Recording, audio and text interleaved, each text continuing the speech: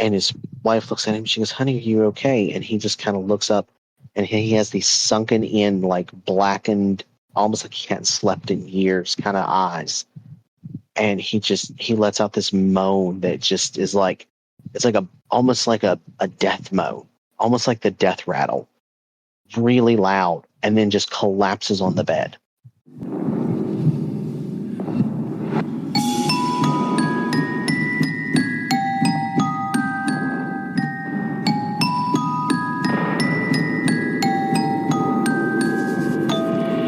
Hello, everyone. Welcome to another episode of As the Skeleton Key Turns. Of course, I am always your host, Gray, joined by the lovely Christina. And Hello. hello, today we have something diabolical, mesmerizing, and right down chilling. Remember, every object you get is not always the object that it seems to be. And sometimes those imaginary friends that your kids see or that you saw as a kid when they were playing with their toys, sometimes those might not be imaginary friends after all. You never know what's lurking around the corner. So, to start us out, I'm going to segue to Christina to kick us off on another amazing episode. So, take it away. So, this episode is going to be about haunted objects and the things that may inhabit them. So, instead of the normal little bit of history of everything that we give, the stories, I wanted to just do a little ghost story time. So, that's what we're going to do. So, the first story begins in 1970 in Hartford, Connecticut. Donna was a young nursing student. She shared a small apartment with another nursing student named Angie. Like many college students, they worked long hours, studied late into the night, and lived on a tight budget. For Donna's birthday, her mother bought her a Raggedy Ann doll from a hobby store. It seemed like the perfect gift. Donna placed the doll on her bed as decoration, and no one thought twice about it until the doll began to move. At first, the changes were so small that they were easy to dismiss. Donna would leave the doll sitting upright on her bed. Hours later, she'd find it on the couch. Sometimes, its legs would be crossed. Other times, its arms would be folded differently. Eventually, the movements become impossible to ignore. The doll would be in a completely different room. The apartment doors had been locked. Neither woman could explain what was happening. Then another strange phenomenon appeared. Handwritten notes began showing up around the apartment. The notes read things like, "Help us," or "Help Lou." The paper itself made the mystery even stranger. Donna and Angie said they didn't own any parchment paper, yet every message appeared on aged parchment. Neither woman admitted writing them, and no one was supposedly in the apartment. Their friend Lou was deeply uncomfortable around the doll from the very beginning. He repeatedly warned Donna to throw it away. He claimed there was something wrong with it. Donna dismissed his concerns until Lou experienced something he said he will never forget. He later described waking from sleep completely unable to move. He watched the doll slowly climb onto his chest. As he struggled to breathe, the doll allegedly began choking him. And just as suddenly as it started, he awoke. He believed it had not been an ordinary nightmare. A short time later, Lou was alone in the apartment with Angie. They heard noises coming from Donna's bedroom. Thinking someone had broken in, Lou searched the room. No one was there, only the doll. As he approached the doll, he suddenly felt a burning pain across his chest. When he pulled up his shirt, there were long scratches running across his torso. Lou later claimed the wounds healed unusually fast. Terrified and searching for answers, Donna contacted a medium, and during a seance, the medium claimed to contact the spirit of a little girl named Annabelle Higgins. According to the medium, Annabelle had died when she was around 7 years old before the apartment complex had been built. The spirit supposedly said she was lonely. She liked Donna and Angie, and she wanted permission to remain with them. Feeling compassion for what they believed was a lost child, Donna agreed. Now, looking back, she would later say she wished she never had. Not long after giving that permission, the activity reportedly escalated. The doll continued to move, unexplained sounds echoed through the apartment, objects seemed to shift on their own. The woman no longer believed they were dealing with the ghost of a child.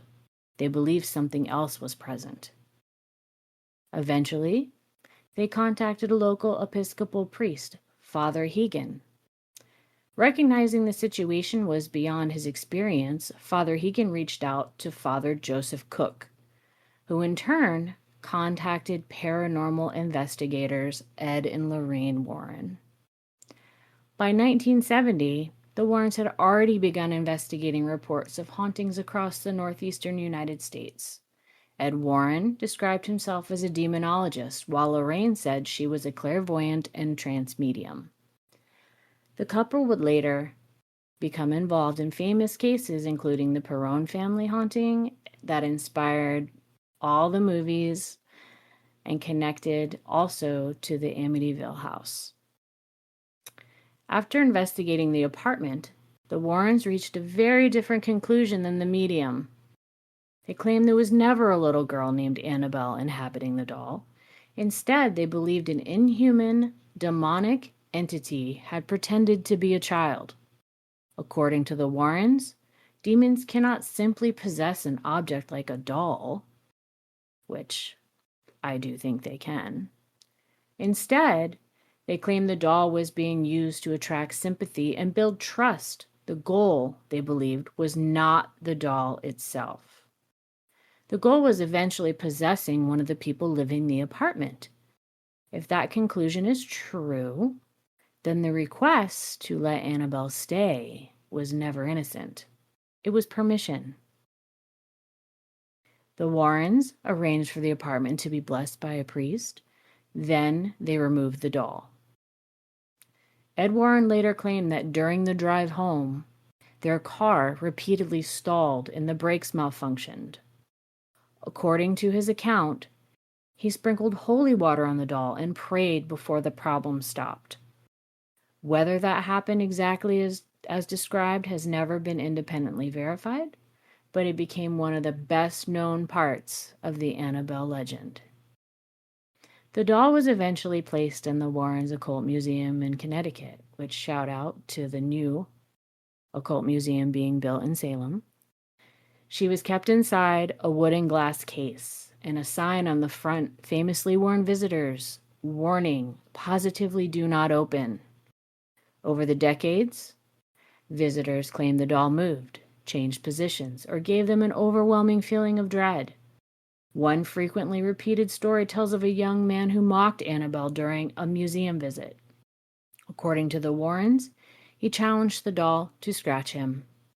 After leaving the museum, he reportedly died in a motorcycle crash. Now, I wasn't able to verify that, but that story has never been independently confirmed, but it remains one of the most famous legends connected to Annabelle, something tragic that happened from contact with the doll.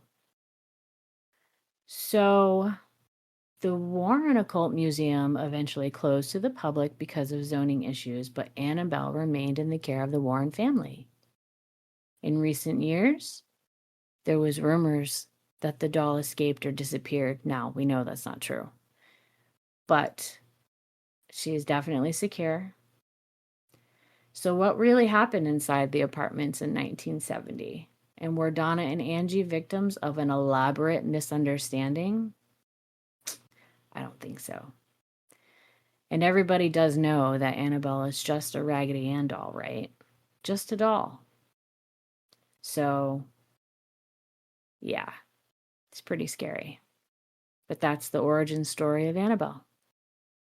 Nothing more than a little Raggedy Ann doll that was invented in 1925 and Yep. has now came to this.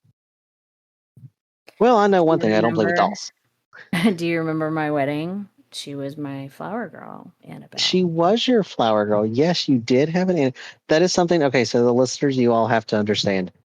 Me and Christina are besties. We are absolute besties. I was at her wedding, beautiful wedding, by the way. Uh, and we had the pleasure of not the real Annabelle, but a Annabelle doll or Yeah. Raggedy Ann doll as the flower girl at the wedding.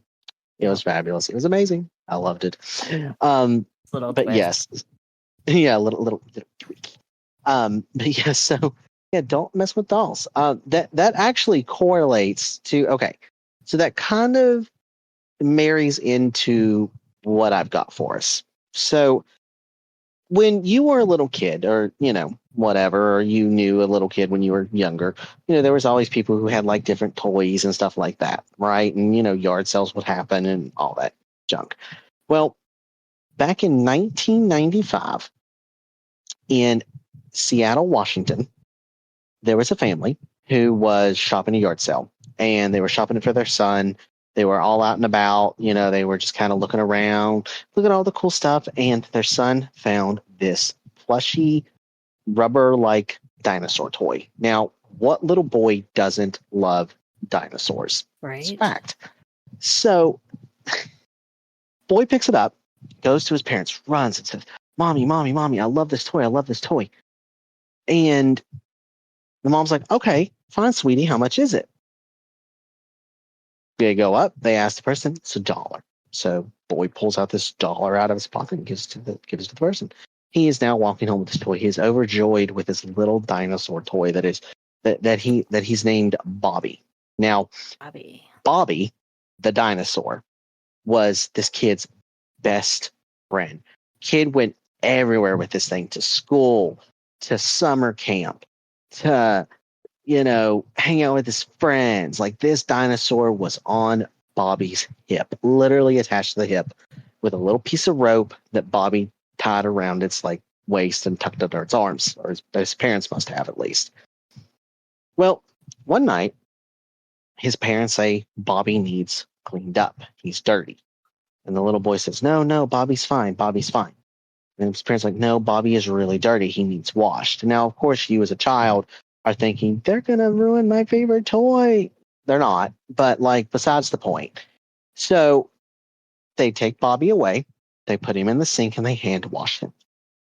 And as they're hand washing him, the mother starts to feel really nauseous, almost like she's pregnant again, but she's not.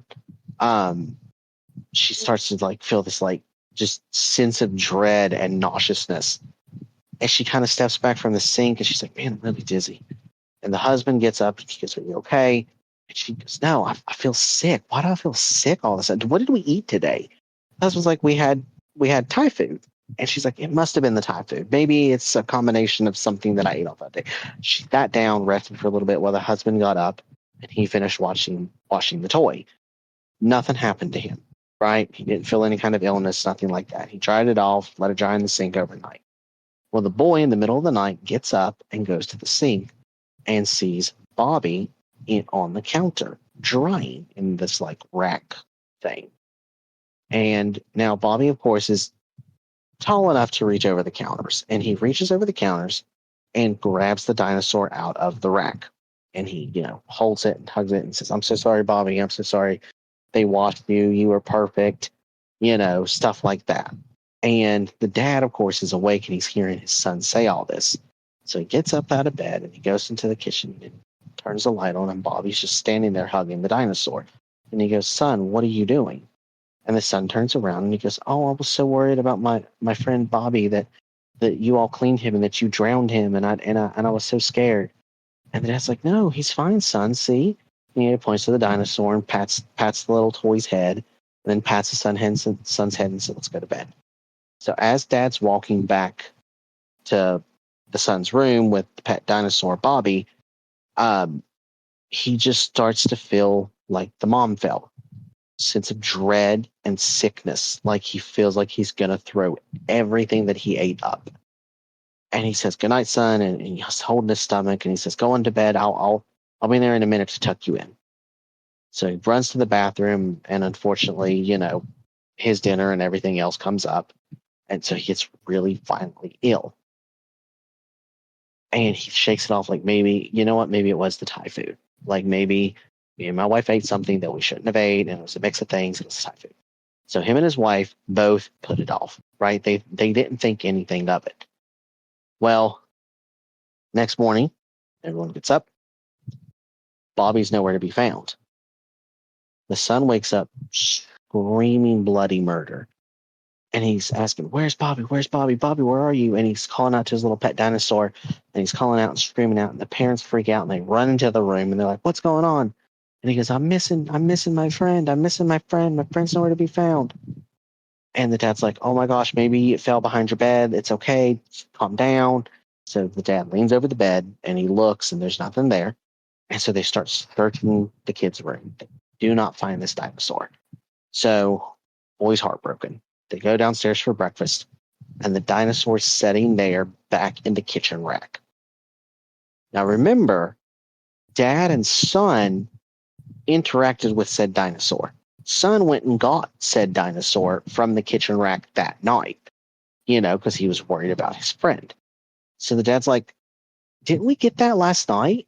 Like and of course, he's talking to his, his son who's young at the time, and he's like, "Didn't we get this last night?" He's like, he's trying to have a full conversation. The son's like, "I don't remember. Maybe I dreamed it. Maybe I was just really scared." He's like, "Okay, whatever." So son grabs the dinosaur out, sets it beside him out at the dining room table, and they all have breakfast. And all of a sudden, both parents start to feel violently ill again. And this time they can smell sulfur, like a rotten sulfur decaying smell. And they're like, "What is that?" And they look at their son, and they're like, "Son, did you have an accident? Like, are you feeling okay?" And the son's just sitting at the table, 1,000-yard stare, and he just kind of goes, "Uh-huh," and that's it. Doesn't say anything else. They're like, "Is he okay? Like, what is that smell? Like, did he not brush his teeth this morning? Like, what is that smell? It stinks." And so the parents ask again, "Son, are you okay?" And he goes, "Oh yeah, I'm fine." Snaps out of it, no problems, no questions asked. And yet again, they're like, "Man, something's weird going on. Like, maybe he burped and it's just like, it's really nasty," but they can't get the smell out of their head. Roll on to the next night, right? Everyone's getting ready for bed. And boy had gone out and played that day. It was raining. He went and jumped in puddles. He got dirty. The dinosaur got dirty again. So now the parents want to clean it again, to keep the kid from getting sick from, germs and stuff. Rightfully so. And they said, "All right, well, we need to wash Bobby again." And the kid's like, he's getting ready to get in the bathtub for his bath night. He's like, "No, no, no, no, no, no. Let Bobby take a bath with me." And so they say, "Okay, we'll let Bobby take a bath with you." So they get the kid in the bath. Dinosaur goes in the bath with the child, doing the normal, end of night routine. And he washes the dinosaur off. Happens. And then the dad's like, "Oh, well, why don't I go take it downstairs real quick and clean up some of the extra gunk? I have a brush down there that can clean him up real good." And the boy looks at the dad, and like the dad's grabbing the dinosaur, and the boy looks at him, and the boy yanks it back towards him. He goes, "No, Bobby stays with me." Very forceful, right, for a child, very unruly. And the dad kind of stands back and he goes, "What the? What?" "Well, fine, whatever." So they get everyone in bed. Son's tucked in bed with his little pet dinosaur, his whatever stuffy, whatever you want to call it. And later on that night, they're sleeping, boy sleeping, but the parents get woken up by what sounds like a thud, like almost like you've dropped like a purse or a bag on the floor. Well, it was the mom's purse. It had fallen off of the armoire that she had kept it on top of, and it had fallen off. And she hears it. She wakes up, and they've got like a little nightlight out in the hall, and their doors open and stuff, so they can like see right across to their son's room. And she kind of blinks her eyes, sees the person on the floor, but then she sees the dinosaur sitting at their doorway, and it's just sitting there looking at them. What? And she gets this uneasy feeling of like sickness again, and this time not dread, but fear. Pure adrenaline racing fear. Like something's coming after her. So she shakes her husband awake and she goes, honey, get up, get up, get up, get up. And he jolts out of bed and he goes, what? And she goes, my purse fell, but look. And like he looks past her and he can see the dinosaur in their doorway and he's just looking. He's like, what the fuck? Like we tucked them. What? So they're freaking out now. So he gets up, picks the dinosaur up, looks it over, see if it's warm. Maybe their son's playing a little trick on him. Maybe he's being a little funny. He goes in the room and he goes, hey, son, did you put this in our doorway? Son's fast asleep. The boy is fast asleep. Nothing will wake this boy up. So he's like, okay, whatever. Maybe he dropped it out of his bed and it just rolled. Right? Maybe it just. Now remember, they have no pets in the house. There's no big strong winds right in the house. AC's not that strong. There's no fans. There's nothing to blow said toy around. It's got a little bit of weight to it. So he puts it back in his son's bed and he, tucks him back in, walks back to the bedroom, and he's laying down and all of a sudden he hears like it sounds like the toy hits the ground. He goes, thump. It was just a very soft thud. And he goes, maybe our son knocked it out of bed again. So he gets back up out of bed. The mom's, of course, fixing all her purse because everything fell out of it, putting everything back in it. And he walks back. The dinosaur, of course, is in the floor as if it was dropped out of the bed. He goes, okay, maybe he did drop it out of the bed. Maybe he actually flung his arm and it just kind of flung this way, right? Because, literally, their bedroom and their son's bedroom is right across from each other. So they can see directly across, exactly parallel to each other. And he picks up the toy. And this time he starts to get dizzy. And he starts to see pitch black like around him that's like not a normal night black, but like it's almost tunnel vision pitch black. And he puts it down, he throws the dinosaur in the bed and he kind of stumbles back to the bedroom. And his wife looks at him. She goes, honey, are you okay? And he just kind of looks up and he has these sunken in, like blackened, almost like he hadn't slept in years kind of eyes. Wow. And he lets out this moan that just is like, it's like almost like a death moan, almost like the death rattle, really loud, and then just collapses on the bed. She starts screaming. She can't wake him up. She's shaking him. He's breathing, but she can't wake him up. She doesn't know what's happening. And finally, she calls 911. And as she's on the phone, he comes to. And he just looks at her and he goes, what happened? She goes, you passed out. You look like you were dead. And he goes, what? She goes, you lost all color and you had these black eyes and you wouldn't talk to me. You just passed out. So I don't remember that. And then she goes, did you pick up the dinosaur? And he goes, yeah. She goes, I'm not superstitious, but something's wrong with that toy. Well, the very next day, he gets checked out. The very next day, the mom calls the place where they went to the yard sale. She actually remembers the number because she had seen signs around and she calls this person. She says, hey, we were at your yard sale like a week ago and my son bought this cute little dinosaur toy and strange things have been happening. Do you know anything about it? And the woman on the other end of the phone, she goes, that wasn't supposed to be sold. And the mom goes, what? She goes, it wasn't supposed to be out there. It was put out there. I'm sorry. Does your son still have the toy? And she goes, yes, my son still has the toy. And she goes, I need it back.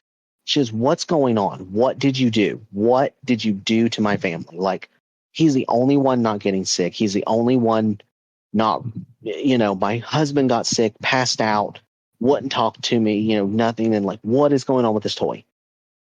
And the woman kind of sighs and she just goes, Well, that toy belonged to my daughter. And the mom goes, "You have a daughter?" The woman goes, "Had a daughter." And the mom asked, "What happened?" And she says, "My daughter unfortunately was killed in a very tragic accident by an ex murderer. And I can't get over that. And the very last thing I have of her or had of her was that toy. And that toy actually was covered in her blood. She was holding it the night of the murder." And the mom on the phone is silent. She drops her jaw and she drops the phone. The husband comes in. He goes, "Honey, what's wrong?" And she's like, "I think the doll's haunted. I think the toy is haunted." And the husband's like, "I don't believe that. There's no way. I don't believe in that kind of stuff. Like, you hear it in movies. It's in horror movies. I don't believe in this shit." Right. And so she's like, "No, you don't understand." So he picks up the phone and he goes, "Hello, hello." And the woman on the other end is just crying, uncontrollably weeping. And he goes, "Okay, whatever," and hangs up. And he asks the wife what happened. She tells him the story. And she goes, "I think the little girl's out for revenge.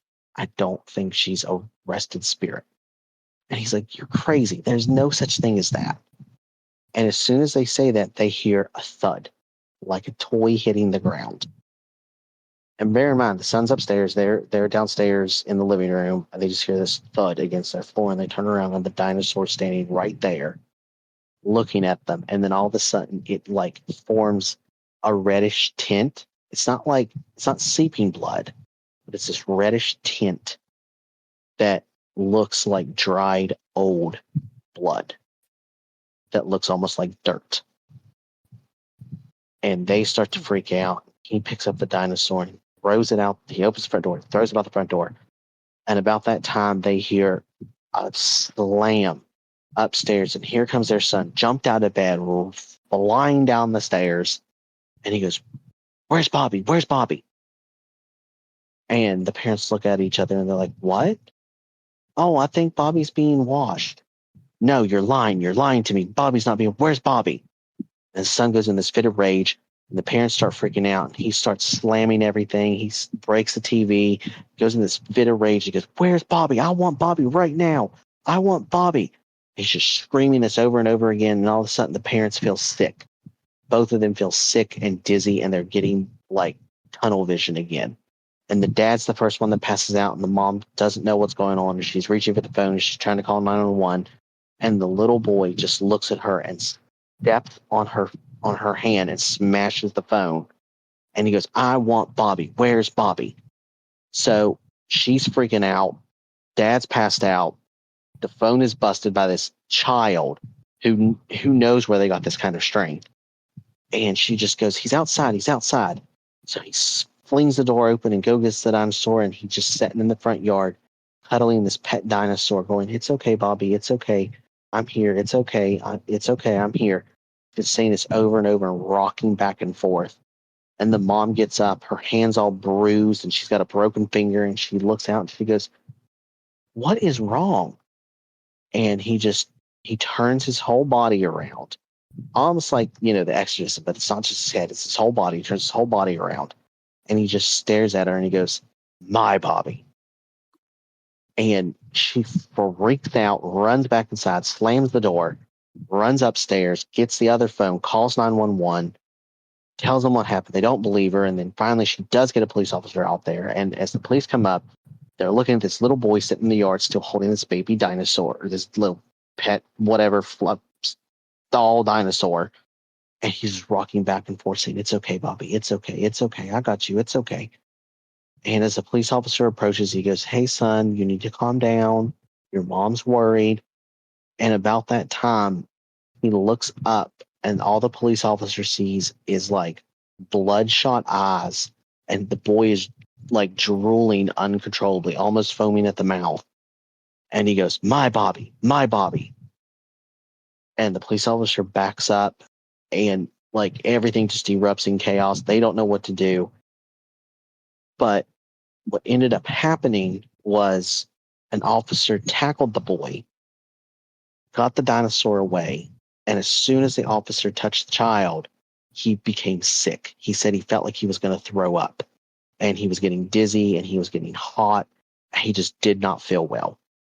And so, out of all of that commotion, the very, very end, unfortunately, the little boy did unfortunately meet his end. The coroner deemed it a heart attack in a child. What? This dinosaur, no one knows where it's at. They don't even know if it's an actual dinosaur because the story's been passed around so much. But the closest we can get to is a little stuffed toy rubber-esque dinosaur. Hmm. Wow. That's So sad. demonic possession, haunted demonic item. Right?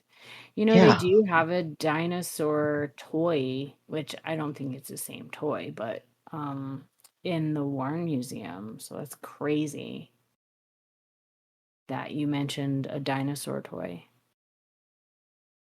Hmm. interesting. Very interesting. Dang. And this happened out west? Yeah, Washington State, Spooky. a little bit. Yeah. So I've got one more. Um, Go for it. Not a toy. This one's not a toy. But so there's an old Southern tradition when someone dies, every mirror in the house is covered. Not because of superstition alone, but because people once believed a soul could become trapped inside the glass. Most families never took that chance. But according to one of America's most famous haunted legends, one family forgot. And that mistake may have left three spirits staring back for nearly 200 years. Mm, So, yeah. Deep in St. Francisville, Louisiana, sits the Myrtles Plantation, and it was built in 1796 by General David Bradford.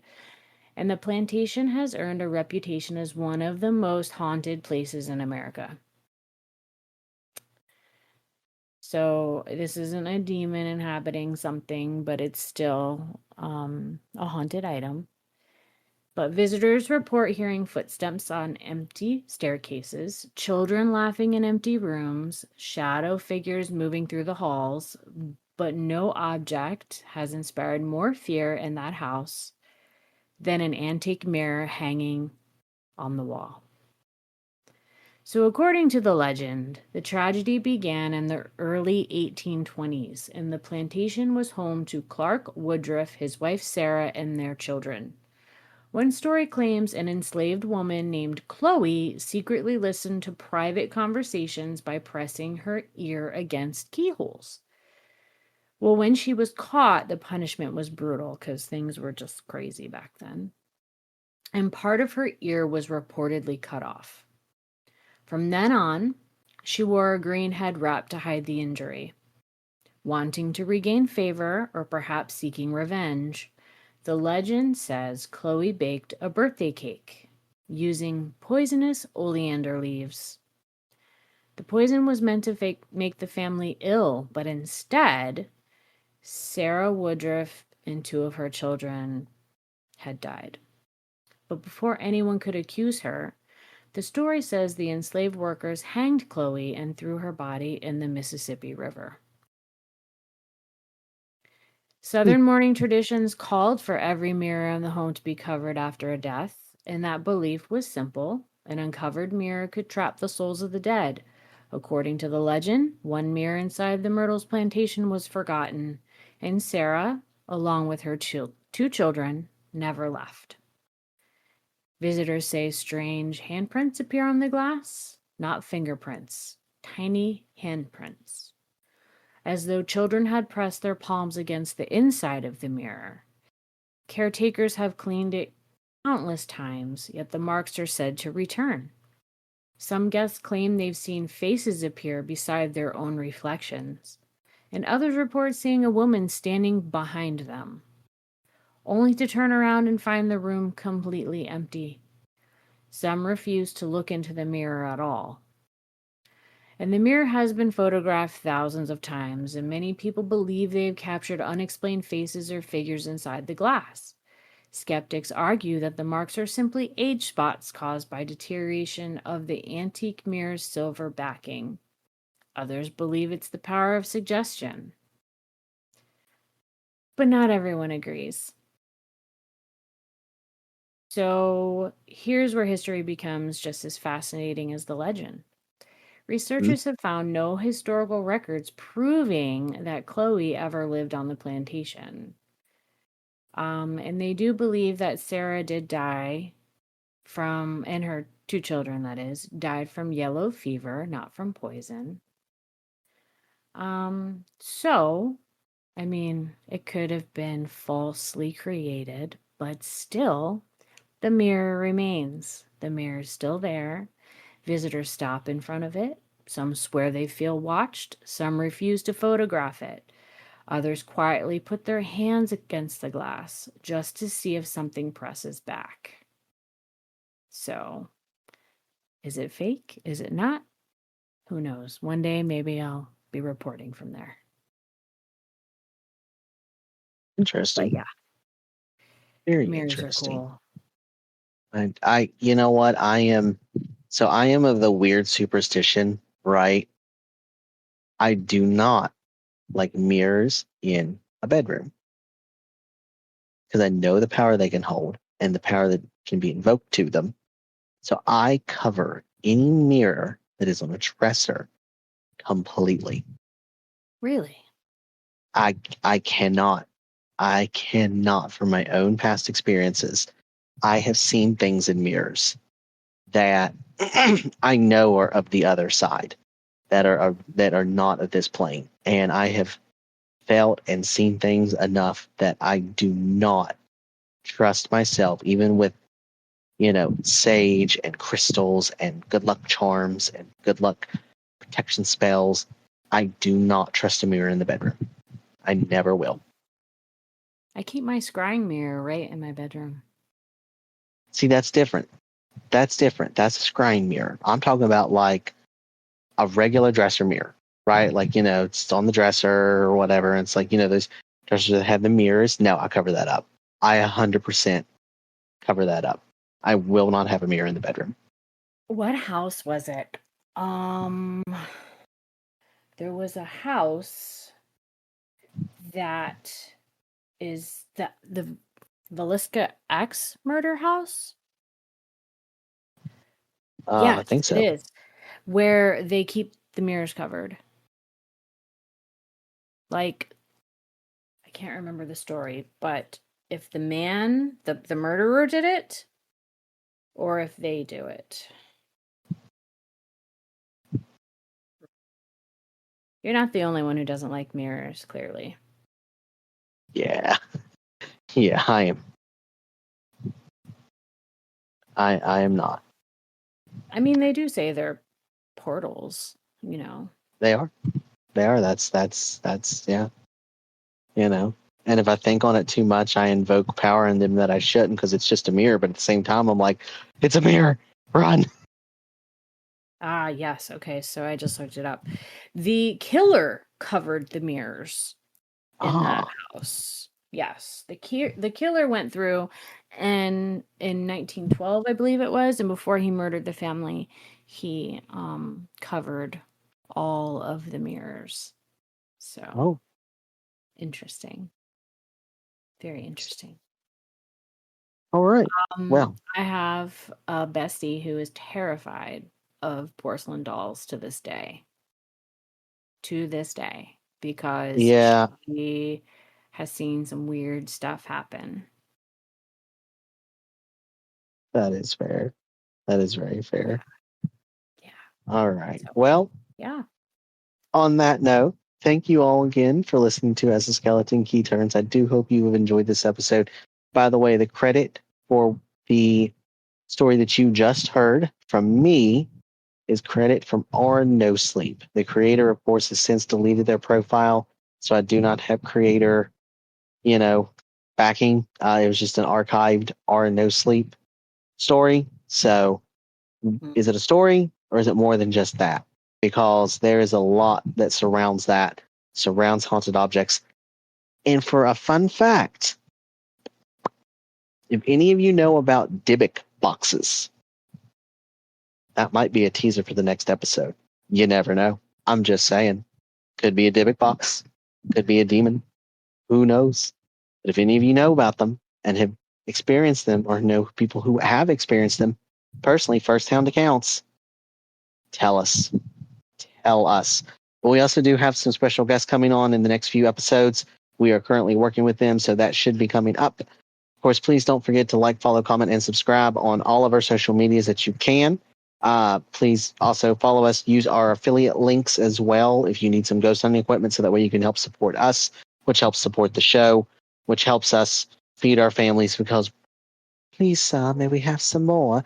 But yeah, so also please don't forget to follow Christina's page as well for her wonderful, wonderful witchcraft business, or witchy business, or it's cool. It's really cool, actually. If y'all haven't been to the site, if you haven't checked out, if you haven't shopped there, please absolutely do shop there. Absolutely, some great, amazing products.